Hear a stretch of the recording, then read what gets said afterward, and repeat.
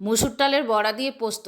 মুসুর ডালটা পেস্ট করে নিয়েছি, আলুগুলো লম্বা লম্বা করে কেটে নিয়েছি, পেঁয়াজ কুচিয়ে নিয়েছি, 5 টেবিল চামচ পোস্ত ভিজিয়ে রেখেছি, পেস্ট করে নেব। দেবো কয়েকটা কাঁচা লঙ্কা। এদিকে কড়াইয়ের মধ্যে সর্ষের তেল দিয়েছি গরম হতে।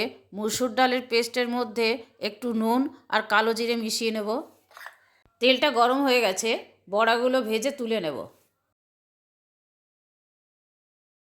কেটে রাখা আলুগুলো ভেজে তুলে নেব। তেলের মধ্যে দেব 5 ফোড়ন, একটা বড় সাইজের পেঁয়াজ কুচি ভেজে নেব। দিয়ে দেব ভাজা আলুগুলো। পেঁয়াজের সাথে আলুগুলো আর একটু ভেজে নেব।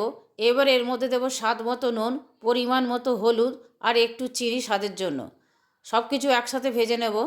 এর মধ্যে দিয়ে দেবো একটু জল আলুগুলো সেদ্ধ হওয়ার জন্য। আলুগুলো সেদ্ধ হয়ে গেছে, এবার এর মধ্যে পোস্ত বাটাটা দিয়ে দেবো। মিশিয়ে নেব পোস্ত বাটাটা। গ্যাসের ফ্লেমটা সিম করে বড়াগুলো দিয়ে দেবো এর মধ্যে। 10 মিনিট পর সার্ভ করব।